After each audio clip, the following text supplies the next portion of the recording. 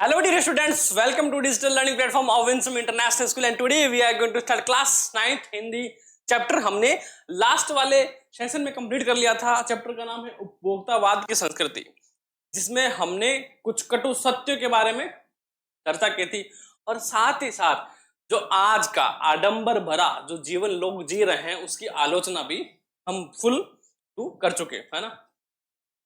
और उसी चैप्टर के क्वेश्चन आंसर आज हमें करने हैं, जिसमें आपका व्याकरण का जो कॉन्सेप्ट है वो इसके अंदर शामिल है।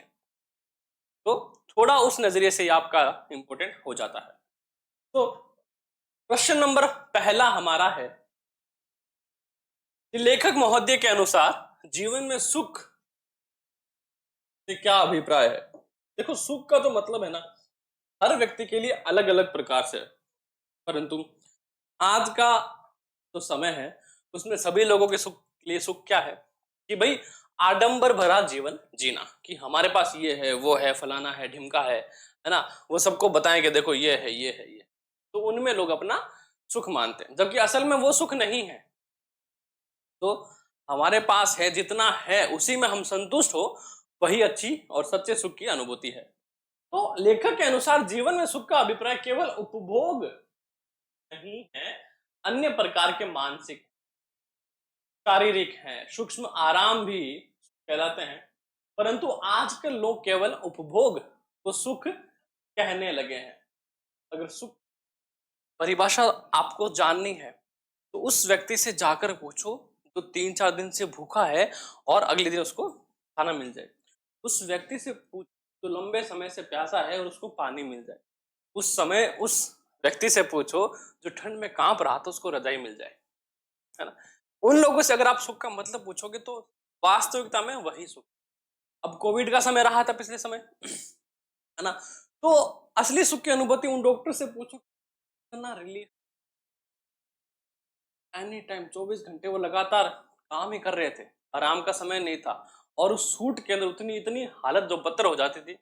उनसे वो सुख पूछो कि हाँ वो बाहर निकल के इतना महसूस, तो वो वास्तविक सुख की क्या है परिभाषा है। प्रश्न नंबर 2 देखिए, आज की उपभोक्तावादी संस्कृति हमारे दैनिक जीवन को किस प्रकार प्रभावित कर रही है। यह देखो कंपटीशन बढ़ा रही है ना। समाज में बिना मतलब का ही जो कंपटीशन है वो क्रिएट किया जा रहा है इस उपभोक्तावाद की संस्कृति के कारण। तो उपभोक्तावादी संस्कृति से हमारा दैनिक जीवन पूरी तरह से प्रभावित हो रहा है। आज व्यक्ति उपभोग को ही सुख समझने लगा है, तो हम खरीदारी कर रहे हैं, जो हमें खरीदना है वही हमारे लिए सुख है और इससे बढ़कर कोई सुख है ही नहीं। इस कारण लोग अधिकाधिक वस्तुओं का उपभोग कर लेना चाहते हैं। लोग बहु विज्ञप्ति वस्तुओं को खरीदकर दिखावा करने लगते हैं और इस संस्कृति से मानवीय संबंध कमजोर हो रहे हैं। फिर गरीब के बीच की जो दूरी है वो समाज में अशांति और आक्रोश बढ़ रहा है कि उसके पास है मेरे पास नहीं है ना, कि मेरे पास है तो उसके पास है, ये है वो है, बहुत सारी चीजें। प्रश्न नंबर 3, लेखक ने उपभोक्ता संस्कृति को हमारे समाज के लिए चुनौती क्यों कहा है। जिनके पास पैसे नहीं है इस संस्कृति में शामिल होने के लिए, उनके और अमीरों के बीच में जो गैप है वो लगातार बढ़ता जा रहा है, जिसकी वजह से उसी जो बीच का गैप है उसने तनाव का रूप ले लिया और वही तनाव हमारे समाज को क्या कर रहा है, उस पर आक्रोश बढ़ रहा है। तनाव की वजह से लोग मतलब कि सेलिब्रिटी जो है अपनी वो हो रहे हैं। तो गांधी जी सामाजिक मर्यादाओं तथा नैतिकता के पक्षधर थे और वे सादा जीवन उच्च विचार के कायल थे। वे चाहते थे कि समाज में आपसी प्रेम और संबंध बढ़े, लोग संयम और नैतिकता का आचरण करें। भोक्तावादी संस्कृति सबके विपरीत चलती है, वह भोग को बढ़ावा देती है और नैतिकता तथा मर्यादा को तिलांजलि देती है। गांधी जी चाहते थे कि हम भारतीय वो अपनी बुनियाद पर कायम रहे, अर्थात अपनी संस्कृति को न त्यागे, परंतु आज उपभोक्तावादी संस्कृति के नाम पर हम अपनी संस्कृति पहचान को भी क्या करें, मिटाते जा रहे हैं। और इसलिए उन्होंने उपभोक्तावादी संस्कृति को हमारे समाज के लिए चुनौती कहा है, क्योंकि सब सुखों को छोड़कर व्यक्ति के लिए जो सुख है सबसे बड़ा वो क्या हो गया है, वो हो गया भी उपभोक्ता। बाद की संस्कृति है ना, उपभोग करना वस्तुओं का। प्रश्न नंबर 4 बोल रहा है, आशय स्पष्ट कीजिए कि जाने अनजाने आज के माहौल में आपका चरित्र भी बदल रहा है और आप उत्पाद को समर्पित होते जा रहे हैं, पर ये हमें पता नहीं चलता। उत्तर क्या है कि उपभोक्तावादी संस्कृति जो है वो अधिकाधिक उपभोग को बढ़ावा देती है और लोग उपभोग का ही, उसको ही जो सुख मानकर वो भौतिक साधनों का उपयोग करने लगते हैं और इससे वस्तु की गुणवत्ता पर ध्यान दिए बिना उत्पाद के गुलाम बनकर रह जाते हैं और जिसका असर के चरित्र पर पड़ता है, बिल्कुल पड़ता है। अगर कोई महंगी चीज अफोर्ड नहीं कर पा रहा तो वो क्या करेगा, उसको रेंट पे ले लेगा, रेंट पे लेके खर्चा तो लगेगा। और वही चीज क्या, और ये दूसरों को दिखाने के लिए हो रही है, क्या हो रहा है, और फिर वो दादा तो एक समय उसको ईएमआई पे ले लेता है, चाहे कितनी भी महंगी क्यों ना हो। उसका प्रभाव पर पड़ेगा, किस पर पड़ेगा, उस व्यक्ति के स्वयं की जेब पर पड़ेगा, जो लोग उसे देख रहे हैं उन पर पड़ेगा, जो उसके आसपास का समाज है उस पर पड़ेगा, और जो वो दिखावे का जीवन जी रहा है उस पर भी उसका प्रभाव अवश्य ही पड़ेगा। अगला क्या है, प्रतिष्ठा के अनेक रूप होते हैं, चाहे वे हास्यास्पद ही क्यों ना हो। जो लोग समाज में प्रतिष्ठा दिखाने के लिए तरह तरह के तौर तरीके अपनाते हैं उनमें कुछ अनुकरणीय होते हैं तो कुछ उपहास का कारण बन जाते हैं। पश्चिमी देशों में लोग अपने अंतिम संस्कार, अंतिम विश्राम हेतु तो अधिक से अधिक मूल्य देकर सुंदर जगह सुनिश्चित करने लगे हैं। उनका ऐसा करना नितांत हास्यास्पद है। मरने के बाद किसने देखा है कहाँ जाना है, वही बस 2 फुट की जमीन मिल जाए, 2 गज की जमीन जो मिल जाए वो बहुत है। पर पश्चिमी देशों में क्या हो रहा है, हाँ वेस्टर्न कल्चर क्या बोल रहा है, वहां पर लोग अपने मरने से पहले ही अंतिम संस्कार का सारा प्रबंध खुद स्वयं कर लेते हैं कि इस प्रकार का म्यूजिक होना चाहिए, ये फूल हमें चढ़ाने चाहिए, इस प्रकार की लकड़ी होनी चाहिए, या फिर अगर दफनाया जाए तो किस प्रकार का जमीन होनी चाहिए, कैसा होना चाहिए, आसपास का माहौल कैसा होना चाहिए, वो सब जो है वो पहले से ही डिसाइड कर लेते हैं। जो कि क्या है, एक हास्यास्पद व्यंग्य है ना, बिल्कुल होगा हास्यास्पद। क्यों, क्योंकि हंसी आती है, कुछ ऐसी चीजें सोच कर मरने से पहले मरने का इंतजाम कर रहे हैं। रचना और अभिव्यक्ति। प्रश्न 5, कोई वस्तु हमारे लिए उपयोगी हो या ना हो लेकिन टीवी पर विज्ञापन देखकर हम उसे खरीदने के लिए अवश्य लालयित होते हैं, क्यों? पहली बात तो होते हैं क्योंकि जब मैं छोटा था तब मैं जिद करता था कि अरे यार लाइफ बॉय साबुन का एड कितना अच्छा दिखा रखा है, सारे कीटाणु मर जाते हैं उससे, डेटॉल देख लो 99% कीटाणु मार देता है, हमें तो वही साबुन लेनी और उसी से नहाना है। फिर वो आई पेयल आई साबुन, उसमें देखा ट्रांसपेरेंट है, सॉफ्टनेस हो जाती है, हमें तो इसी से नहाना है। तो क्या हुआ, वो एडवर्टाइजमेंट देखकर अपने दिमाग पे क्या है, कर यार कितनी अच्छी है ना, हमें तो ये चाहिए ही चाहिए। और ये पता नहीं होता था कि हाँ इतने की है, इतने पैसे की आती है, नहीं आती, बस इसका मतलब नहीं है, मैं वो चाहिए तो मतलब चाहिए। तो टीवी पर आने वाले विज्ञापन बहुत प्रभावशाली होते हैं, वे हमारी आंखों और कानों को विभिन्न दृश्यों और ध्वनियों के सहारे पर, वे हमारे मन में वस्तुओं के प्रति भ्रामक आकर्षण जगा देते हैं। क्या करते हैं, भ्रामक आकर्षण जगा देते हैं। जो आप पिज्जा, बर्गर, मोमोस, चाउमीन, जितने भी एडवर्टाइजमेंट वो सारे के सारे डुप्लीकेट हैं। जितने भी कोल्ड ड्रिंक्स, कोका कोला, ठंडा, जितने भी पेय पदार्थ हैं वो सारे डुप्लीकेट हैं। साबुन के जितने ऐड हैं, मतलब दुनिया भर के जितने भी एडवर्टाइजमेंट है वो सारे डुप्लीकेट। जैसे एक ऐड था है ना कोल्ड ड्रिंक का, इसमें क्या था कि एक कोल्ड ड्रिंक ग्लास से भरते हैं, फिर उसमें ऊपर से आइस क्यूब डालते तो आइस क्यूब दिखते हैं, है ना, कि बस आइस तैर रही है, उसके अंदर कोला डाला गया, उसके अंदर ऐसा अच्छा दिख रहा था। बट एक्चुअल में अगर हम उस कोल्ड ड्रिंक के अंदर आइस क्यूब डालते हैं तो वो विजिबल ही नहीं होता। फिर पता चला कि वो क्या है, वो रबड़ के क्यूब्स है बनाए गए ताकि वो विजिबल हो। और पिज्जा के अंदर जो टॉपिंग बनाते हैं तो उसके अंदर वो चीज होता है ना, चीज खींचते हैं पिज्जा के अंदर, कितना लंबा खींचता है, एक्चुअल में चीज इतना लंबा खींचता है कि नहीं, इतना खींचोगे टूट जाएगा वो, बट उसके अंदर खींचते ही जाओ लंबा हो जाता है, वो ग्लू है। टिकट हुआ तो क्या है, डुप्लीकेसी है जो हमारे ब्रेन पर मस्तिष्क पर ऐसा प्रभाव छोड़ते कि अरे वाह, हमें तो क्या करना है, यही खाना है, यही चाहिए, है ना। सो बच्चे तो उनके बिना रह ही नहीं पाते, खाए जाओ, क्या करें, कंट्रोल ही नहीं होता। जैसे आकर्षण हमारी लार टपका देते, इसीलिए अनुपयोगी वस्तुएं भी हमें लालच कर देती।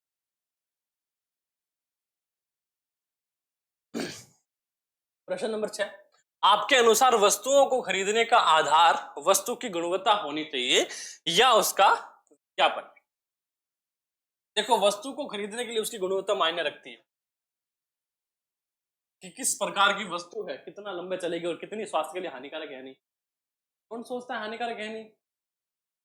कोई भी जंक फूड खाते समय कोई ये सोचता है कि हमारे शरीर को कितना नुकसान देगी? नहीं। मैं भी कभी खाता हूं, नहीं सोचता। क्यों? क्योंकि कभी इसके बारे में सोचा ही नहीं। ठीक है, अच्छा लग गया, टेस्टी है, यम्मी है, खुशबू आ गई, मन करा खा लिया। उसका अंजाम शरीर पर बहुत पड़ता है, पर हम क्या सोचते नहीं है कभी। हमारे अनुसार वस्तुओं को खरीदने का आधार उसकी गुणवत्ता होनी चाहिए, ना कि विज्ञापन। इस संबंध में कबीर की उक्ति पूर्णतः सटीक बैठती कि मोल करो तलवार का, पड़ी रहन दो ज्ञान। विज्ञापन हमें वस्तुओं की विविधता, मूल्य, उपलब्धता आदि का ज्ञान तो कराते हैं, परंतु उनकी गुणवत्ता का ज्ञान हमें अपनी बुद्धि विवेक से ही करके ही आवश्यकता अनुसार वस्तुएं खरीदनी चाहिए। हाँ, ये बात है। कबीर जी का दोहे की दो अंतिम दो पंक्तियां हैं वो कि मोल करो तलवार का, पड़ी रहने दो म्यान। की म्यान जो है जिसमें तलवार रखी जाती है वो कितनी भी सुंदर, क्या फर्क पड़ता है? युद्ध के अंदर काम तो तलवार ही आनी है बस। तो विज्ञापन थोड़ी काम आएगा अपने स्वास्थ्य के लिए, वो जो वस्तु है वो काम आएगी। प्रश्न नंबर 7, पाठ के आधार पर आज के उपभोक्तावादी युग में पनप रही दिखावे की संस्कृति पर विचार व्यक्त कीजिए। इन प्रश्नों के उत्तर आप अपनी समझ के अनुसार दे सकते हो। इससे क्या होगा, हमारी जो समाज के प्रति और इस समाज को समझने की जो समझ है वो क्या होगी, विकसित होगी, अच्छे बुरे का ज्ञान होगा, और इसमें जो एक सब्जेक्ट है सोशल साइंस वो हमारा अच्छा हो जाएगा। क्यों? क्योंकि जो एबिलिटी है समझने की इन चीजों को, वो विकसित होती है कि हमारा जो ओपिनियन है किसी भी एक पर्टिकुलर थिंग पर कैसा रहता है, वो हमेशा मैटर करता है। इस बारे में हमेशा डिस्कस करना चाहिए, क्या सही है क्या गलत। हमेशा ये नहीं सोचना कि ठीक है देख लेंगे, नहीं, ऐसा नहीं। आज दिखावे की संस्कृति पनप रही है, बात बिल्कुल सत्य है। इसीलिए लोग उन्हीं चीजों को अपना रहे हैं जो दुनिया की नजरों में अच्छी है। सारे सौंदर्य प्रसाधन मनुष्य को सुंदर दिखाने के ही प्रयास करते हैं। पहले दिखावा औरतों में होता था, आजकल पुरुष भी इस दौड़ में आगे बढ़ चले हैं। नए नए परिधान, फैशनेबल वस्त्र दिखावे की संस्कृति को ही क्या कर रहे हैं, बढ़ावा दे रहे हैं। सपोज दैट कि देखो, जिस प्लेटफॉर्म पे पढ़ रहे हैं ना, उसमें सब कुछ चलता है, मूवीज आती है, सॉन्ग्स आते हैं, एजुकेशनल थिंग्स भी हैं। बट अगर कोई भी एक एवरेज बच्चा जिसको क्या जरूरत है, पढ़ने की जरूरत है, क्या करेगा, 5 मिनट एजुकेशनल वीडियो देखेगा, उसको हटा के चला लेगा कोई मूवी या फिर सॉन्ग। क्या कर रहे हैं हम, क्या कर रहे हैं? क्योंकि जो मूवी है वो इंटरेस्टिंग है, हमें बोर नहीं करती, इसलिए हम वो दिन भर देख लेते हैं। बट जहां एक्चुअली जो चीज हमारे काम आनी है, तो शिक्षा हमारे काम आनी है, क्या करते हैं, अवॉइड कर देते हैं। ठीक है, नहीं। और शायद इसी वजह से ये जो दिखावा संस्कृति है वो बढ़ रही। क्यों? लोग अपने आप में ना समझ हुए बैठे, उनको पता ही नहीं कि क्या सही है क्या गलत है। आज लोग समय देखने के लिए घड़ी नहीं खरीदते, बल्कि अपनी हैसियत दिखाने के लिए हजारों क्या लाखों रुपए की घड़ी पहनते हैं। आज हर चीज 5 सितारा संस्कृति में हो गई है। खाने के लिए 5 स्टार 5 स्टार होटल, इलाज के लिए 5 स्टार हॉस्पिटल, पढ़ाई के लिए 5 स्टार सुविधाओं वाले विद्यालय, सब जगह दिखावे का ही सामान। यहां तक कि लोग मरने के बाद भी अपनी कब्र के लिए लाखों रुपए खर्च करने लगे, ताकि वे दुनिया में अपनी क्या हैसियत के लिए पहचाने जा सके। अरे मरने के बाद कौन सी हैसियत पूछेगा, वहां होता है तुम्हारे कर्मों का हिसाब, कितने अच्छे कर्म किए तुमने, किए ना, बाद में हिसाब होगा तुम्हारा। वो मुनि में ना उधर चित्रगुप्त जी लेके भाई खाता बैठे रहेंगे उधर कि हाँ भैया कितने हिसाब किए तुमने, कितने कर्म किए, कितने पाप किए, तुम नहीं बताओगे, वो तुम्हें बताएंगे। अच्छा कि इसने महाराज, इसने कोई भी पुण्य का काम नहीं किया है, केवल पाप ही पाप किए, है ना। तो यहाँ का हिसाब मायने नहीं रखता कि आप कितनी हैसियत है, वहां के मायने रखता है। वहां कुछ अच्छा करके जाओगे तो अच्छी जगह मिलेगी, है ना, वरना यमराज जी बैठे हैं उधर। यह दिखावा संस्कृति मनुष्य को मनुष्य से दूर कर रही है, लोगों के सामाजिक संबंध घटने लगे हैं, मन में शांति जन्म ले रही है, आक्रोश बढ़ रहा है, तनाव बढ़ रहा है, हम लक्ष्य से भटक रहे हैं। ये अशुभ है और इससे रोका जाना चाहिए, इसे रोका जाना चाहिए। बिल्कुल, इसको तभी रोका जा सकता है जब स्वयं जो उपभोक्ता है वो इस बात को समझे कि क्या उनके लिए सही है और क्या उनके लिए गलत। जब उपभोक्ता अपने आप में समझदार हो जाएंगे तो इन एड कंपनियां जो भी ये इतना आकर्षण दिखा रहे हैं, उनको जब पता लग जाए कि हाँ हमारी चीजें नहीं चल रही, व्यक्ति अपनी समझ के अनुसार अपने आप खरीद लेगा, तो ये चीजें अपने आप बंद हो जाएगी। आपने नोटिस किया होगा कि कुछ समय पहले तक ये एडवर्टाइजमेंट इतने नहीं चल रहे थे, जब हमारा सिर्फ दूरदर्शन था तो केवल 2-4 ही ऐड आते थे, केवल 2-4, वो भी केवल उन्हीं वस्तुओं के जो सबसे ज्यादा चर्चित हो और सबसे ज्यादा क्या हो, अच्छी गुणवत्ता वाली हो, केवल उन्हीं के ऐड दिए जाते हैं। जब से मीडिया स्ट्रांग हुआ है तब से झूठी खबरें, झूठे ऐड, झूठे वीडियोस और पता नहीं एनिमेटेड लोग क्या क्या बना देते हैं, किसके लिए, बस मनोरंजन के नाम पे और लोगों को बहकावे की संस्कृति पर चलने के लिए। आज जब एग्जाम्स होते हैं या फिर कहीं भी डिस्प्यूट वगैरह कुछ होता है तो नेट बंद कर दिया जाता है। क्यों करते हैं? ताकि भ्रामक जो चीजें हैं वो फैले ना। तो अगर व्यक्ति ऐसा करना ही छोड़ देंगे तो फिर क्या जरूरत पड़ जाएगी ये सब चीजें करने की, ना एडवर्टाइजमेंट जरूरत पड़ेगी, ना बात, और ना ऐसी संस्कृति जो है जन्म लेगी। तो इसकी जड़ कहाँ है? इसकी जड़ है स्वयं उपभोक्ता। जब वो समझना शुरू कर देंगे ये चीजें अपने आप ही बंद हो जाएगी। प्रश्न नंबर 8, आज की उपभोक्ता संस्कृति हमारे रीति रिवाजों और त्योहारों को किस प्रकार प्रभावित कर रही है? अपने अनुभव के आधार पर एक अनुच्छेद लिखिए। अब देखो, जैसे कि मैं हिंदी पढ़ा रहा हूं, है ना, और ये चैप्टर है, सबसे बोरिंग चैप्टर है, तो इसके व्यूज क्या होंगे? बहुत कम आएंगे। अब यदि अगर मैं कोई इंटरेस्टिंग टॉपिक लेके बैठ जाऊं तो पता नहीं हजारों व्यूज आ जाएंगे। दोनों में कंपेरिजन क्या है, ये भी जरूरी है ना। अब पता नहीं दूसरे में मैं क्या पढ़ा रहा हूँ, कुछ और पढ़ा रहा हूँ या फिर कुछ और, किसी मूवी की किसी की बात करूं तो ढेरों व्यूज आ जाएंगे, कोई मूवी दिखा दो तो लाखों व्यूज आ जाएंगे, कोई सॉन्ग लगा दे तो करोड़ों व्यूज आ जाएंगे, है ना, कोई कॉमेडी कर दी तो उसको पूछो ही मत। पर यहां पर क्या है, नहीं ठीक है स्किप करो, ये क्या है, ये उपभोक्तावाद संस्कृति है, उसी का है असर है। तो आज की उपभोक्ता संस्कृति के प्रभाव से हमारे रीति रिवाज और त्योहार अछूते नहीं रहे।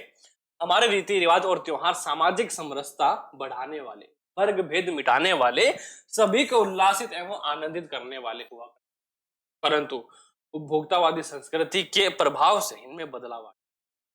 इससे त्योहार अपने मूल उद्देश्य भटक गए हैं। आज रक्षाबंधन के पावन अवसर पर बहन भाई द्वारा दिए गए उपहार का मूल्य आंकलित करती है। कितने दिए भाई? मेरे भैया ने 500 दिए, 1500 दिए, वो दिलाया, वो दिलाया, वो दिलाया। दीपावली के त्योहार पर मिट्टी के दिए प्रकाश फैलाने के अलावा समानता दर्शाते थे, परंतु बिजली की लड़ियों और मिट्टी के दियों ने अमीर गरीब का अंतर स्पष्ट कर दिया है। यही हाल अन्य त्योहारों का भी है, बिल्कुल है, ऐसा ही हाल है सभी त्योहारों का, केवल और केवल उपभोक्तावादी संस्कृति के कारण। प्रश्न नंबर 9 है कि धीरे धीरे सब कुछ बदल रहा है। इस वाक्य में बदल रहा है क्रिया है ना, क्योंकि क्रिया क्या है, जो करने को दर्शाती है, कार्य करने को दर्शाती है। यह क्रिया कैसे हो रही है? धीरे धीरे। अतः धीरे धीरे क्रिया विशेषण है जो शब्द क्रिया की विशेषता बताते हैं। क्रिया कैसे हो रही है? धीरे धीरे हो रही है। तो काम की विशेषता कौन बता रहा है? धीरे धीरे काम हो रहा है, वो क्रिया, और धीरे धीरे वो विशेषता है। करेक्ट। तो शब्द क्रिया की विशेषता बताते हैं, क्रिया विशेषण कहलाते हैं। जहां वाक्य में पता चलता है कि क्रिया कैसे, कितनी और कहां हो रही है, वहां शब्द क्रिया विशेषण कहलाता है। सो क नंबर पे के ऊपर दिए गए उदाहरण को ध्यान में रखते हुए क्रिया विशेषण के से युक्त लगभग 5 वाक्य पाठ में से छांटकर लिखिए। पहले देख लेते क, 5 वाक्य छाट कर लिखने। पहला, धीरे धीरे सब कुछ बदल रहा है। इसमें क्या है? धीरे धीरे जो है हमारा रीतिवाचक क्या विशेषण है। क्यों? क्योंकि क्रिया के होने की क्या कर रहा है वो? विशेषता बता रहा है। सब कुछ परिमाणवाचक क्रिया विशेषण है ना। इसमें क्या है? रीति का बोध है और इसमें परिमाण का बोध है। आपको लुभाने की जी तोड़ कोशिश में निरंतर लगी रहती है। निरंतर क्या हो गया? लगातार, यानी रीतिवाचक क्रिया विशेषण। तीसरा, सामंती संस्कृति के तत्वे भारत में पहले भी रहे हैं। तो पहले इसका बोध करवा रहा है काल का, कालवाचक क्रिया विशेषण। अमेरिका में आज जो हो रहा है कल वह भारत में आ सकता है। आज और कल क्या हो जाएगा? ये हो जाएगा कालवाचक क्रिया। नंबर 5, हमारे सामाजिक सरोकारों में कमी आ रही है। किसमें कमी आ रही है? तो क्या हो रहा है? परिमाण। सीधा सा है, जहां पर काम हो रहा है वो क्रिया है, और जहां पर उस होने वाले काम की विशेषता बताई जाए तो क्रिया विशेषण है। और इन्हीं को हम काल में, परिमाण में और रीतिवाचक क्रिया विशेषण में विभाजित कर देते हैं कि जहां पर रीति का बोध हुआ है वहां रीतिवाचक, काल का बोध हुआ है कालवाचक, और जहां पर परिणाम दर्शाए गए हैं वो परिमाणवाचक। करेक्ट? इतना सा हमें याद रखना है, ज्यादा हार्ड भी नहीं है। हाँ, देखो कि धीरे धीरे, जोर से, लगातार, हमेशा, आजकल, कम ज्यादा, यहां उधर, बाहर, इन क्रिया विशेषण शब्दों को प्रयोग करते हुए वाक्य बनाइए। बहुत आसान है, हजारों लाखों वाक्य बना सकोगे आप, तो इसमें कोई बड़ी बात है ही नहीं। जैसे कि धीरे धीरे भ्रष्टाचार की बीमारी धीरे धीरे पूरे देश, पूरे भारत में फैल चुकी है। जोर से, अचानक यहां जोर से विस्फोट हुआ, लगातार कल से वर्षा हो रही है। हमेशा चोरी और बेईमानी हमेशा नहीं चलती। आजकल विज्ञापनों का प्रचलन भी जोर पकड़ता जा रहा है। कम भारत में अनपढ़ों की संख्या कम होती जा रही है, और ज्यादा उत्तर प्रदेश में अपराधों की संख्या पंजाब से ज्यादा है। अब देखो, एक जो वाक्य है ना, भारत में अनपढ़ों की संख्या कम होती जा रही है, ये आप इनको दो तरीके से ले सकते हो। पहला, सामान्य वाक्य,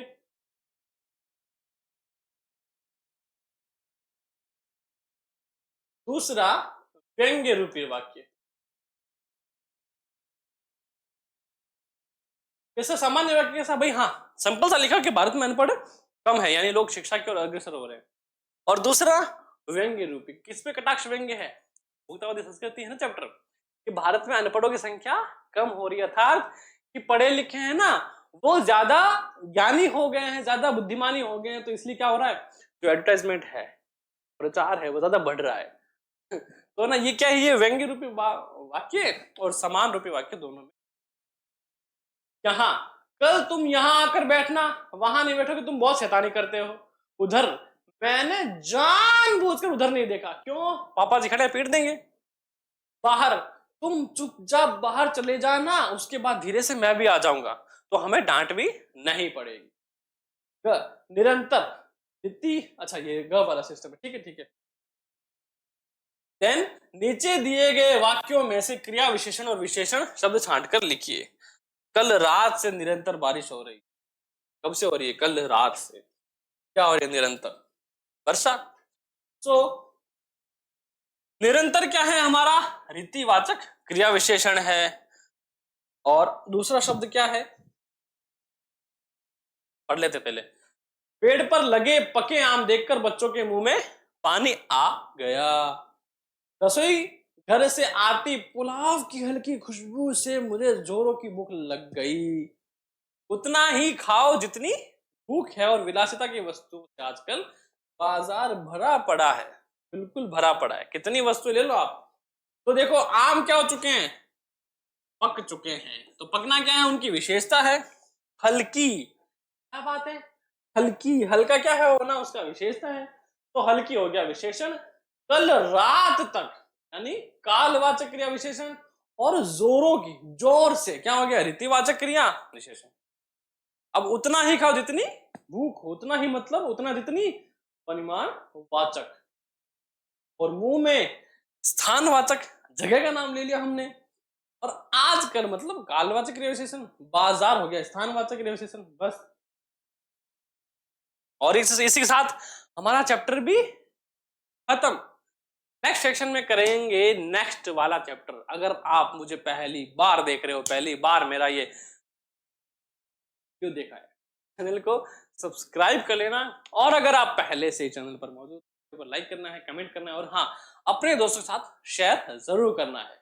और रेगुलर नोटिफिकेशन अपडेट के लिए चैनल को क्या कर लें, सब्सक्राइब कर लें। So keep learning and keep growing.